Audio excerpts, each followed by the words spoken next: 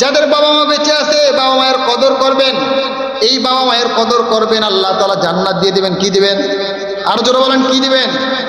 একবার মুসা আলাইহিস সালাম আল্লাহকে বলবেন, আল্লাহ তাআলা ও মালিক, আমার সঙ্গে জান্নাতি কি হবে একটু জানতে চাই। কি চাই? কথা বলেন। জানতে চাই যে আমার সঙ্গে জান্নাতি ব্যক্তি কে হবে। আল্লাহ তাআলা কালিমুল্লাহ মুসা আলাইহিস সালামকে বললেন, আপনার সঙ্গে যে জান্নাতি হবে সে হলো একজন কসাই। কি? কথা বলেন। কসাই কি করে ভাই? কসাই কাজ কি? গরু কাটা, মাংস কাটা। আল্লাহ তাআলা কি বললেন? যে আপনি আমার সঙ্গে কথা বলেন, কিন্তু আপনার যে সহপাঠী হবে জান্নাতে সে কি কাটে? গরু কাটে, মাংস কাটে। মুসা আলাইহিস সালামের মন একটু দরকার, নবী আপনি হয়তো বলতে পারেন যে অমুক নবী আপনার সঙ্গে থাকবে, অমুক নবী আপনার সঙ্গে থাকবে, অমুক বান্দা আপনার সঙ্গে থাকবে। একজন কসাই। মুসা আলাইহিস সালাম আল্লাহকে জিজ্ঞেস করেন, আল্লাহ এটা কেমন কসাই যে আমার সঙ্গে থাকবে? মুসা আলাইহিস সালাম এবার রাতের বেলা টেনশনে পড়ে গেলেন যে কোন কসাই। বাজারের মধ্যে গিয়ে দেখে এক কসাই, তিনি সারাদিন গোস্ত বিক্রি করতেছেন। গোস্ত বিক্রি করে করে করে ভালো কিছু মাংস গোস্ত আলাদা রেখে দিয়েছে।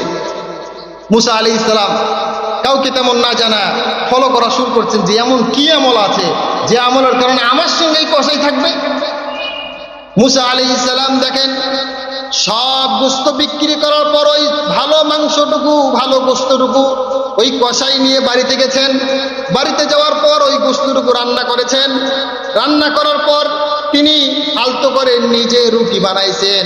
বানানোর পর ঘরে গিয়ে পালকিতে মাকে রেখে দিয়েছেন। বয়সের ভারে মার চেহারা ছোট্ট হয়ে গেছে। মাকে পালকিতে শোয়ায় রেখে সন্তান বাজারে গিয়ে গরু বিক্রি করতেছেন।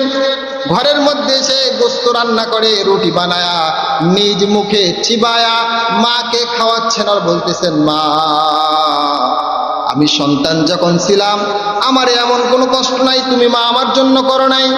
আমার অনেক কিছু করার সাধ্য তোমার কাছে নাই, এরপরও যতটুকু পারি তোমার জন্য করি। মা নাও নাও নাও নাও নাও মা, তুমি আমার হাত দিয়ে তুলে নিয়ে জীবন যাপন করো।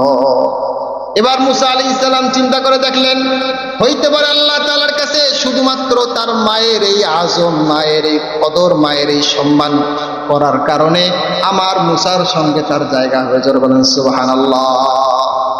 এত দাম এই মায়ের, এত দাম এই বাবা। আজকে যাদের বাবা বেঁচে আছে, আমি এবং আমাদের যাদের বাবা বেঁচে আছে, আমরা আসলে ওই বাবার মর্যাদা বুঝবো না। একজন মুরব্বীও যদি হয়ে যায়, মুরব্বী হয়ে গেছে, তার নাতি নাতকারের মুখও দেখেছে, তিনিও মাঝে মাঝে দেখবেন বাবার শূন্যতা মাঝে মাঝে খুঁজে পায়। জোরে বলেন ঠিক কিনা? আর জোরে বলেন।